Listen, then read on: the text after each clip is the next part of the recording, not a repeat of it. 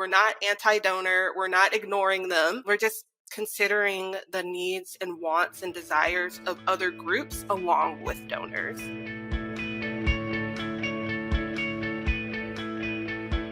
Welcome, everyone. I am so excited to be here today with Mallory Mitchell. Mallory, welcome to What the Fundraising.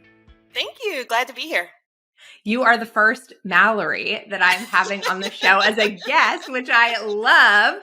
I'm so happy you're here. I've loved getting to know you. Why don't you tell everyone a little bit about you, about your journey, and what brings you to our conversation today? Yeah, I'm Mallory Mitchell. I use she, her pronouns. I'm a co-founder of Aligned Strategy Group.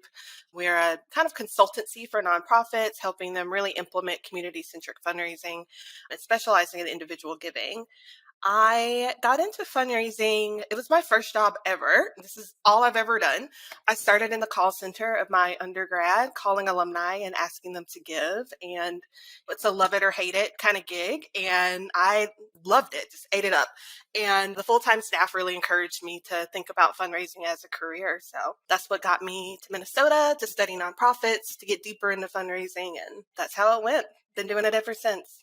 And would you say, like, your journey as a fundraiser, what has been the evolution into what we now know under the umbrella of community-centric fundraising, although we know the practices included in that now more formalized organization have been used by many fundraisers and community organizers for a long time. But will you tell us a little bit about your evolution and relationship to those dynamics that really has led you to focusing on community-centric fundraising principles today? I guess it kind of came on my radar in my second full-time position. I was at Minneapolis Urban League. It's a Black-led organization, and I was their director of development. And I just saw firsthand how much harder it is for Black-led and BIPOC-led organizations to raise the money that they need. You're just not given the same opportunities, the same benefit of the doubt, all of those things. And that really kind of like stirred something in me that's like, wait, this is not landing the way that it's supposed to. Something isn't right here. And then the role I went to after that was the opposite. That was sort of this white-led, born of a foundation organization, and it was so easy for them to get money. And I was like, all right, there's a dissonance here, and I want to study that. And I had a colleague, Leah, who invited me to this training by Justice Funders. And I was like, I'm not super familiar, but like anything Leah recommends, I'm there. And the whole event was around just thinking about fundraising differently. It was the first time that I heard about white supremacy in fundraising. It was the first time that I heard about, like, they offered the suggestion that you can add on your acknowledgement letters, like, if you're interested in supporting us, these other organizations might be of interest to you. And I was like, my boss would kill me. I didn't even know that was an option. And so that training really opened my eyes to like, oh, I did not know that there were other ways of doing this. And these ways feel so much more right and just sit so much better with me.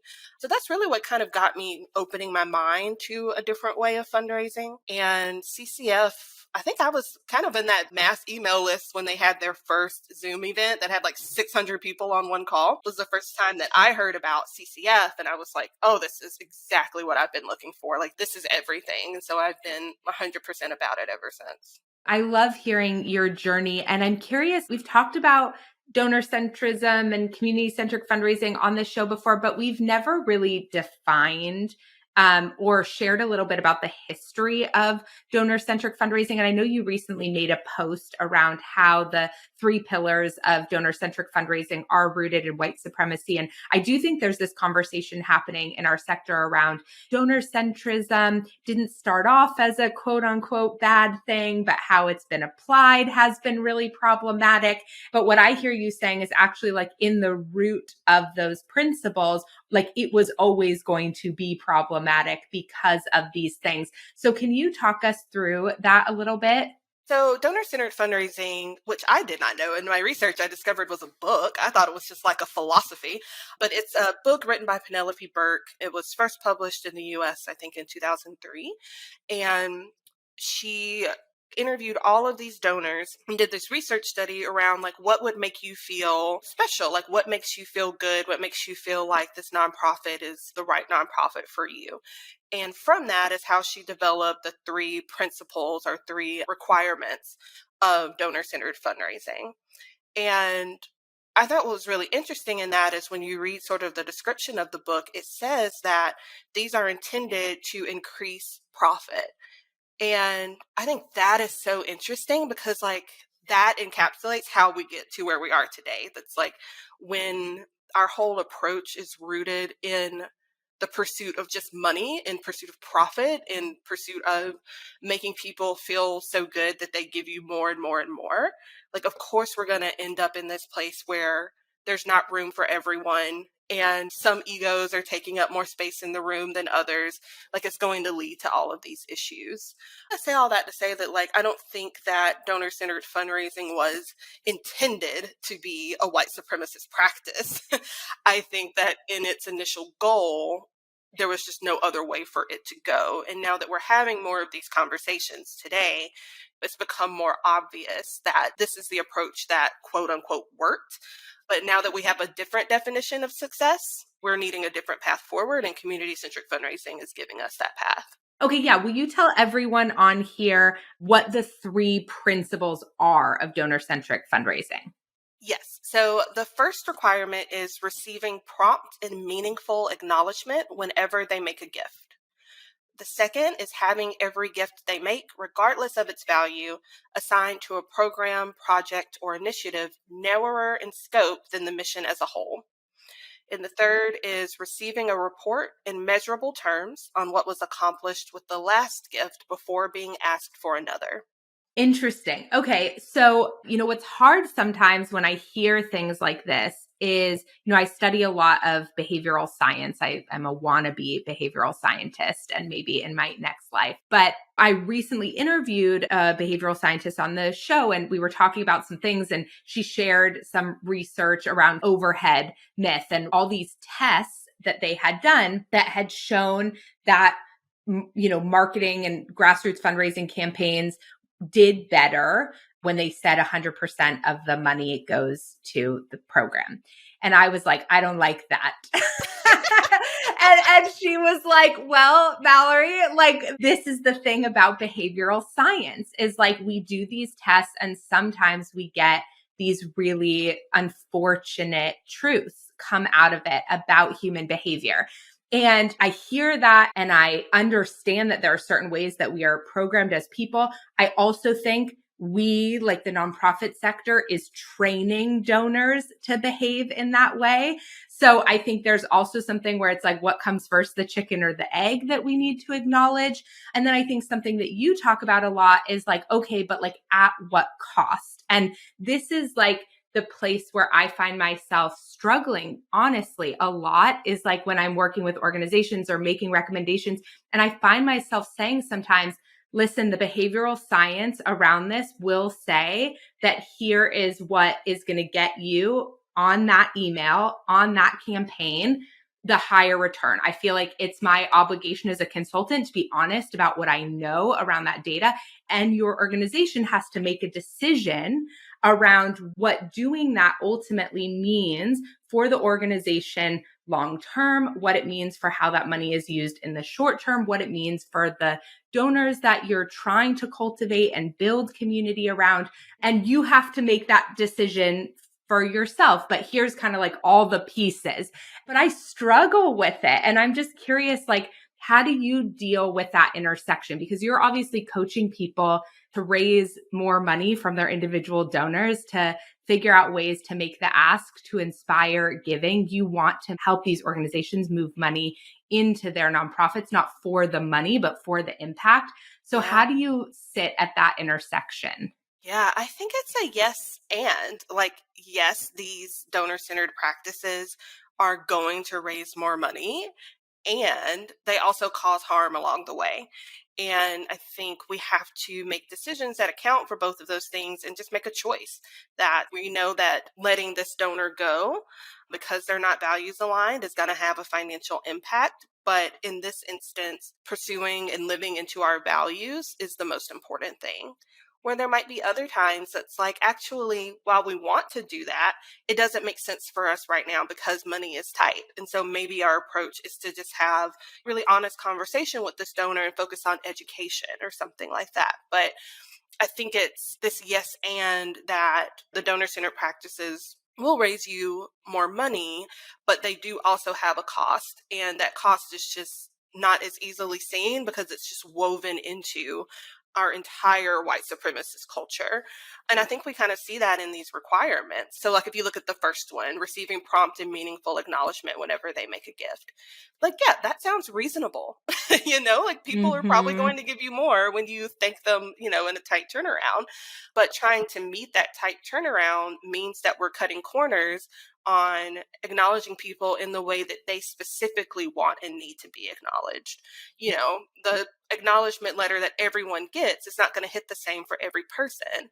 But in order to hit that prompt part, that's what everyone is getting. So I use that as an example to show that, like, does have good intentions and it will give you good results, but it does have a cost. And so you have to acknowledge that cost and then make an informed decision on if it's worth it to you. I really appreciate that you gave a few scenarios in terms of here's a scenario where you might make this choice, and here's a scenario where you might make this choice. Because I do think, and this is a conversation I've had with a number of the leaders of community centric fundraising too. I think one of the things that I've been witnessing is white folks in particular trying to adopt community centric principles, but not having done work around white supremacy culture.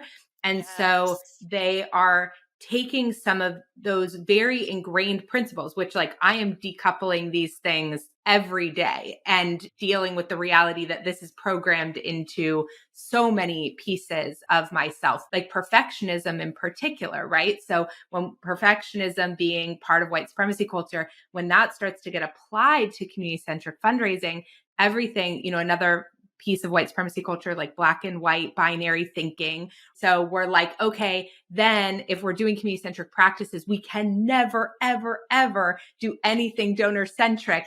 And Yes. then they find themselves in this very complicated place. Yes. So talk to me a little bit about how you think about those pieces. Yeah, this is actually why I built my training unpacking donor centric fundraising, is because I noticed that too, that people get to a point in CCF where they're like, I've hit a wall, I don't know what to do, or they even like backtrack. And it's because they haven't unpacked the white supremacy of it first, or that they haven't really gotten on board with why we're doing CCF, with why CCF is important. So there's a part in that curriculum where I talk about, there's like a visual that shows that donor centered fundraising is like a circle with just that one person in it. That's just the donors. And there's not enough room in that circle for everybody else who powers the work. Because donors are not the only people who make the work possible. There's staff, there's volunteers, there's legislators, there's members, there's everybody, right? And community centric fundraising is just making that circle bigger, that we're just making it have enough room to hold more than just donors. So we're not taking donors out of it. We're not anti donor. We're not ignoring them. We're just considering the needs and wants and desires of other groups along with donors. And the kind of nuance to that too is that I remind people that it doesn't mean that everything you do has to account for every single person ever. Because if something is for everyone, then it's effectively for no one. So it might be that this reception at the golf club that was just for donors is now going to hold more than just donors, and we're actually going to include our volunteers as well. So it doesn't mean you've got to invite every single person. It's just you're going to account for more than just donors. And by adding in volunteers, you might say, actually, this golf club venue doesn't really make sense. Like, it adds to the white supremacy of it all. So maybe we change the venue. And like, that's how we get more into a community centered approach and sort of framework, is to make that circle a little bigger and so big that it can hold all of us. I really appreciate that. I remember when we talked the first time, you shared that visual with me, and I was like, oh gosh, I think that is so helpful for people to understand, because I think they think that they're swapping circles, right? That they're Yes, trying to like yes. jump from one circle to another circle instead of making space inside the circle. And so I really appreciate that visual. I'm curious, how do you coach or talk to folks around mistakes or missteps or imperfection that they're going to experience as they start to walk into this work? And I'm thinking particularly about organizations who maybe have made statements about making an effort to change their practices in a number of different ways. And then I think that leads to a lot of fear that like we're not always going to get this right. So how do you coach folks around that piece of it? Yeah, I remind people that it's inevitable. Like you're trying something new, you're doing things differently, there are going to be missteps. And so let's go ahead and take perfection off the table and just accept that it's part of going on this journey. There are going to be some stumbles and making a plan for yourself around what happens when I do stumble. Who do I go to? Who do I process with? Who are the stakeholders who need to be involved in the processing of that mistake? How do I care for myself when I do that? How do I care for my team? I think being proactive about how you manage that misstep makes it so much easier when you get into the moment, because that moment is already going to be so emotional and so like, oh my God, I can't believe I did that. Or that wasn't my intention and now I made this person feel weird. Like, what do I do? If you go ahead and plan for, here's how I'm going to care for myself, here's how I'm going to care for my team, I accepted from the beginning that something was going to happen, and I'm now just living the thing that intellectually I understood was coming, is an approach for preparing for that. I don't think that there's any way to fully prepare, but that is something you can do that when you get in the moment, you're like, okay, now I have some version of a path forward that's not just rooted in the emotion of the moment, but is reflective of my mindset when I wasn't, in this kind of fight or flight. I really appreciate that too. What do you say to the fundraiser who's like, okay, like I want to be adopting more community centric principles, but I'm inside an organization where the executive director or the chief development officer or the board is not there? What are the ways that these development folks can start to move in this direction without potentially the support of their organization? I think it starts with identifying the things that you can control. Like you can control your conversations with your donors. You can control the places where you meet them. Maybe instead of the restaurant in the Four Seasons, maybe we're going to meet at the BIPOC owned coffee shop down the street or something like that.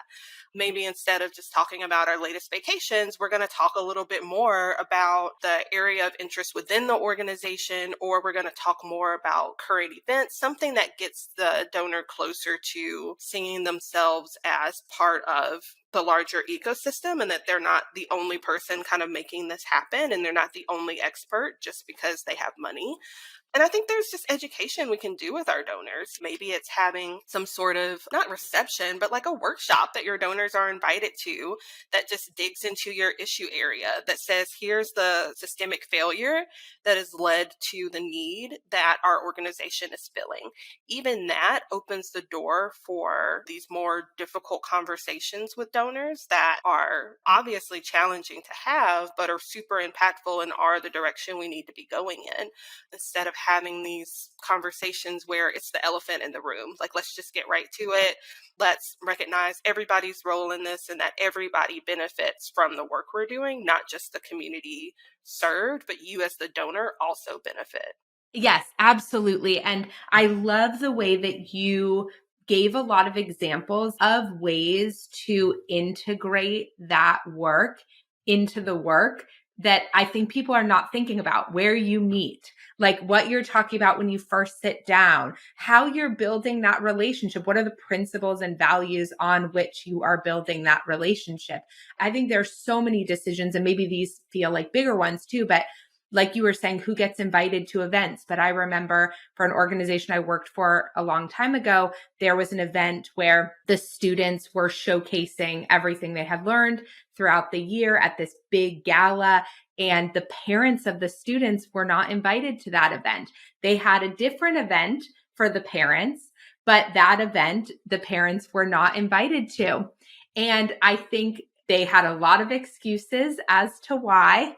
There's so many moments like that, and so many the way we've always done it that are small and big that play into this dynamic. And it's so much more. I think we are like hyper obsessing around like the words in our email marketing Yes, yes. versus like these things, you know? Yes, 100%.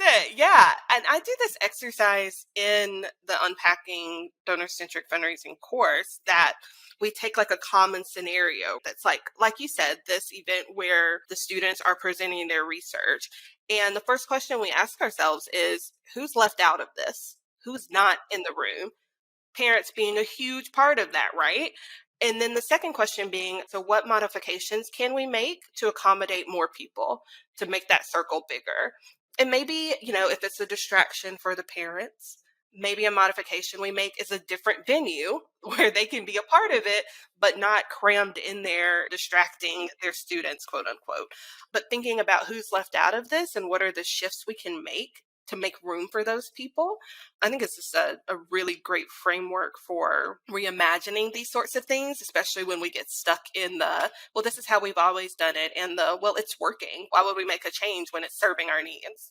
Oh God. And like working is Working, such like oh my God, working is doing so much work these days. Like it is carrying people. Like, okay, let's define working though. What's the definition of success? Because when it was totally. just increased profit, I'm sure it was working. But now that our definition of success is actually being inclusive and being equitable, then the things that we do in order for it to work are going to be different. Yes. And I mean, I even think it was hardly working, Right? even in the old definition, Yes. I Who mean, was I it think working for? yeah, Yes. yeah. Who was it working for and how was it working and who was benefiting and what's the point? I mean, I think something I talk about a lot with fundraising is fundraising gets this rap as like the necessary evil or the means to an ends. And so like we're doing the good work over here and then fundraising is just what we have to do in order to be able to do the good work. And there's so many reasons why I think like I talk about like fundraising is the work. And I want Yes. fundraisers to understand that because I want them to realize that the movement of money towards these things is the work. And when it's done, rooted in the same principles that you're running your program in. And we can't just say, oh, we do all these things over here this way, but then we fundraise this way. And I think it leads to a lot of cognitive dissonance sort of in the identity of the fundraiser because they came to the organization because they're deeply rooted in the values of the work that the organization is doing, but then they're expected to fundraise in a way that actually is not living out those values. And so they're like, wait a second, like, is this worth it? Like I deal with this in my own business. Like there's a certain amount where I wake up every day and I'm like, I am participating in capitalism and I am, like I am the problem. Yes. And Yes. right. So we all have those moments and it doesn't mean Yeah. we are totally like excavated from the whole thing. But what I love about the way you talk about this is like, here's how we take steps forward towards aligning those pieces. Yes, and that the way that we fundraise has an impact and has meaning. It's not just going out and asking someone to give. There's so much more to it. And I think that's sort of a insidious part of donor-centered fundraising is the ways that it incentivizes fundraisers to put our values and our comfort aside and our boundaries. I've told the story before of like my first donor visit ever. I was like a mid-20s young woman. This was a maybe mid-50s man. And we were supposed to meet for coffee, and the place where we were supposed to meet was closed. And he was like, oh, I just live a couple of blocks away. I can just have you over for tea. And I was like, what do I do? Because like I wasn't super comfortable with it, but I also didn't feel like I could say no because how was I going to explain that to my boss? Like she wasn't going to be okay with that. And of course, nothing untoward happened. He had no ill intentions, but we are incentivized to do the things that make the donors happy, regardless of our own sense of happiness, comfort, and safety. Absolutely. I did a series on sexual harassment and fundraising and just all the layers of discomfort that we are expected to smile and nod and make nothing of. And yeah, and exactly like in that situation where luckily it was all well intentioned. And when you said that, I was like, oh no. Yeah, Like, right, right. you know? Yeah, there's something in the yes, there's something in the pit of your stomach that's like, "Ooh, I Yeah, don't know about this," but totally. what are you supposed to do? Totally. What happens if I Yes. make this donor upset? What happens if he's like, "I actually took that really personally that she said no, Yeah. and maybe this isn't the place for me to give." Now I've got my livelihood at stake, right? All Yeah. because I asserted my own boundaries. Yeah, it's a super real thing.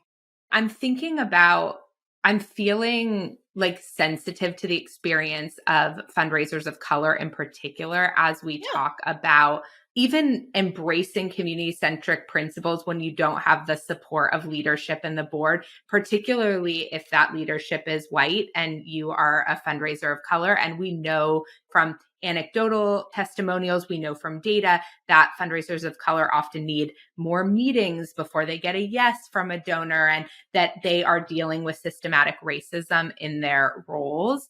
So I have found myself worried at times about how to best support them or protect them in environments where if they are the sole person embracing practices like this without the support of their board or leadership, how to ensure that they don't get backlash or traumatize or experience additional racism because of that. And maybe I'm stepping out of bounds even in my role of trying to be protective of them in that way, but I just want to like name that like it feels very different to say to a white fundraiser like here's how you advocate for community centric principles inside your organization. Here's how you incorporate it into your work even without the leadership.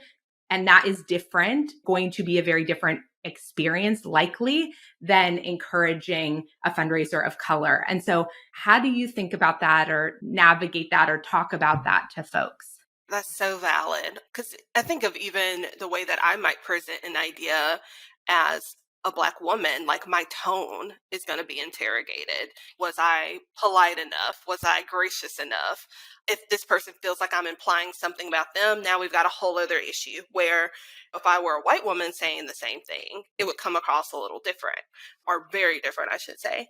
I think that's a very real thing that BIPOC fundraisers have to deal with. And I would say, like, you get to make the call on how vocal you are about these issues as a BIPOC fundraiser because you're just dealing with different circumstances. You've got more to lose. You can lose it a lot more quickly and easily than your white counterparts. So I would say if you're in that position where it's like, my organization is just not going to be with it and I need this job, maybe it's deepening your own understanding of CCF. Maybe there's not that much that you can control that you can implement, but you can always study more, learn more, live into it more. It might just be that this is a solo journey for the time being until you're in an organization that gives you that support.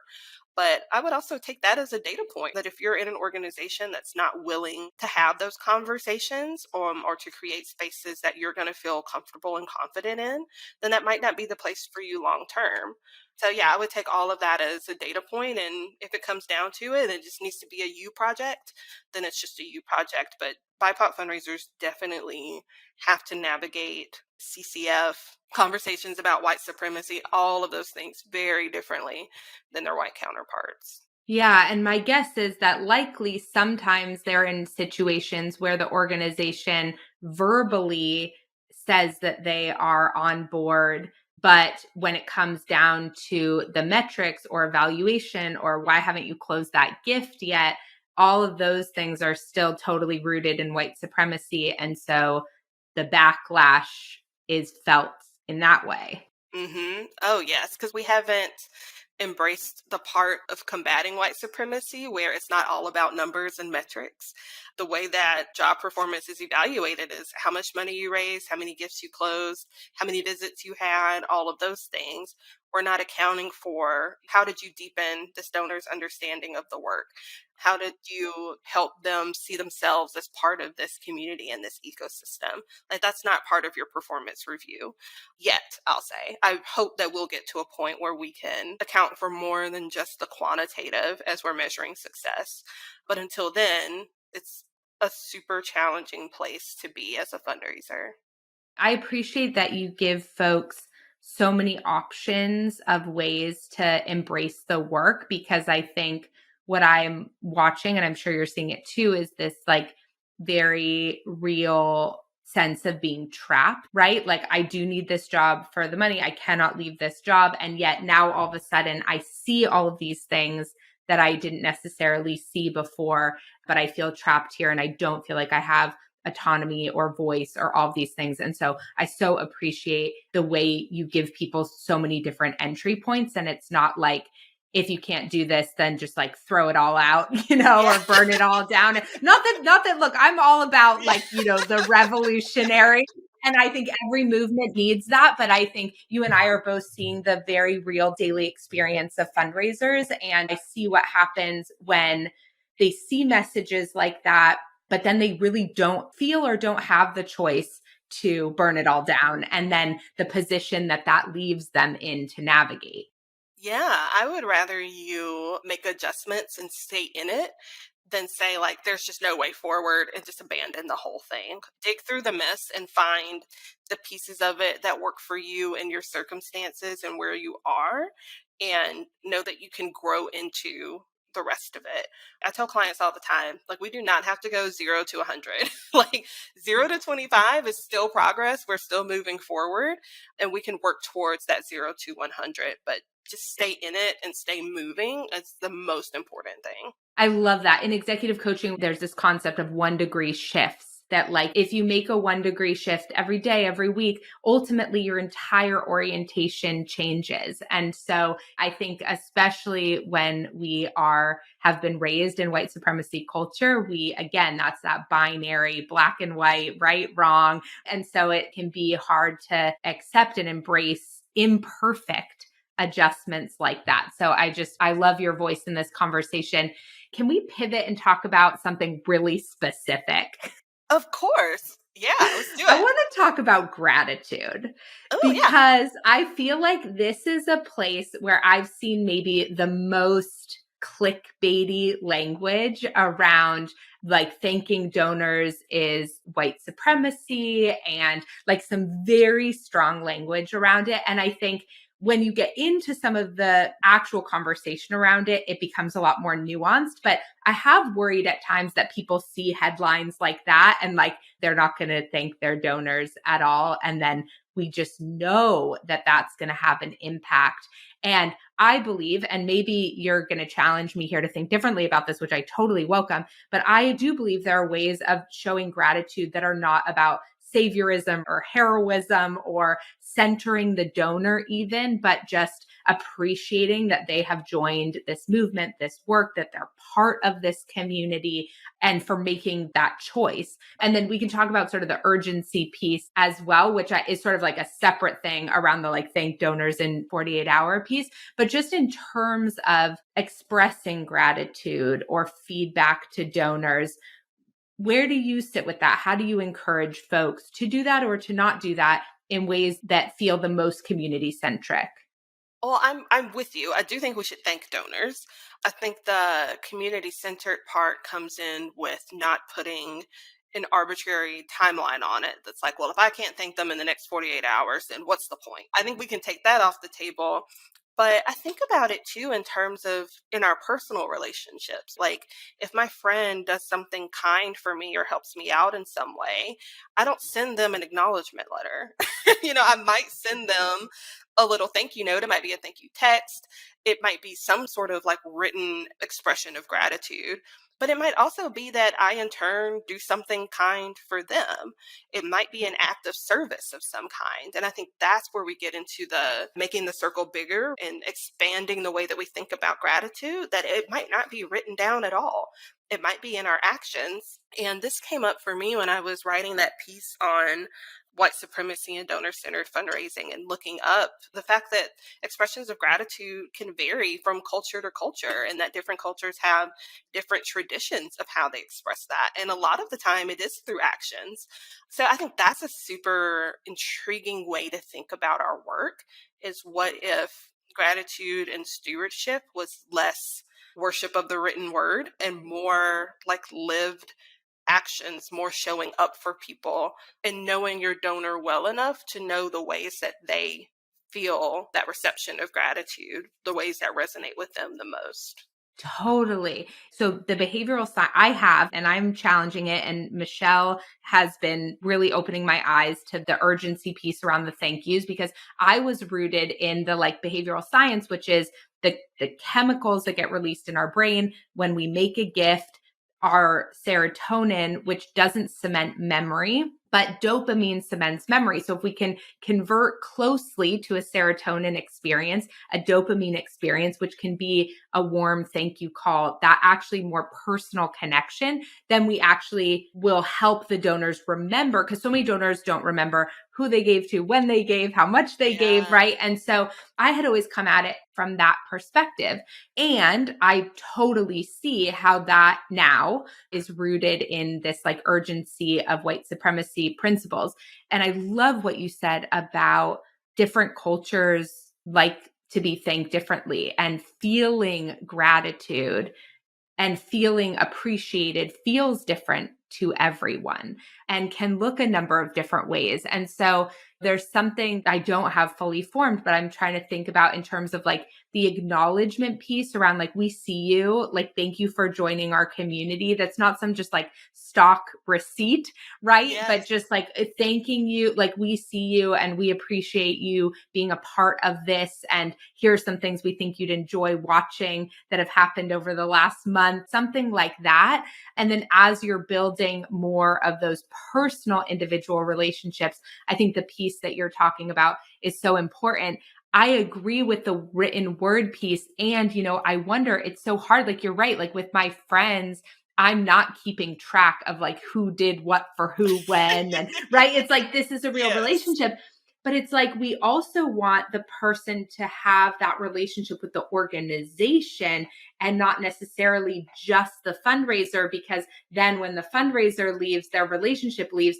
And so that always feels like a complicated piece around like how we really truly and authentically build relationships and connect while ensuring that, and maybe that goes back to what you were saying before around like, how do we start conversations? What are we talking about at the beginning? Where are we going when we meet? Like, maybe that's how we really root our relationship in the principles of the organization, to ensure that that person is building a relationship both with us, but also the cause. But that always feels like around the tracking piece. And I was never very good at tracking all the touch points, because I would send little random notes, or I'd drive past a Yes. donor's house and I'd leave something on their porch. And I did a lot of my development work in a small community. And so it was like, and I was not tracking all this stuff, but I know that that then had an impact later on when other people wanted to have a sense for like how close we are to certain donors and things like that. So it does feel like there's this like balance there. Yeah, totally agree. I can definitely see the challenge in that and wanting to be very present and in relationship with your donor, but also not to the point where the relationship is entirely with you and not the organization as a whole. And now I'm just like thinking out loud, but I wonder if there's a way to incorporate other people on staff, or maybe not even just staff, but involve them in that cultivation and gratitude piece. Maybe the thank you phone call comes from another person, like from your comms team. Maybe it comes from one of your program participants. Maybe the handwritten thank you note isn't just signed solely by you, but signed by everyone who's in the office that day. I wonder if there are ways to be the leader of the effort and the initiative and making sure that it gets done, but doing it in a way that represents the larger scope of the work beyond just you. But again, thinking out loud. I love that though. I think that absolutely, like, that ensures that like not all the touch points are coming through your relationship, but that you can continue to maintain and nurture your relationship, but that you're consistently reminding that donor that their involvement is about something so much bigger. And here's the whole ecosystem around what we're doing together. So I so appreciate that. I am so grateful for this conversation. I could talk to you forever. Same. When two Mallorys link up, I the world know, I know. changes. We're unstoppable. I will make sure that all of your links and everything are below for folks to find out about your different workshops and working with you. Is there anything in particular you wanted to direct folks to who listen to this interview? I would just say my weekly newsletter. I put out a newsletter every Friday. It's free. You just sign up at my website. It's MalloryMMitchell.com/newsletter. Don't forget the M in the middle. That messes up a lot of people. But yeah, it's a short read. It's just some musings, some things that are on my radar that I'm thinking about, and links to different resources and stuff. And it's really fun for me to put out. And I think it really resonates with people as just, another fundraiser trying to figure it all out. I love it. I've loved all the content that you put out. So definitely everyone go sign up for the newsletter. Thank you so much, Mallory. I'm so grateful for this conversation. Thank you, Mallory. This was awesome.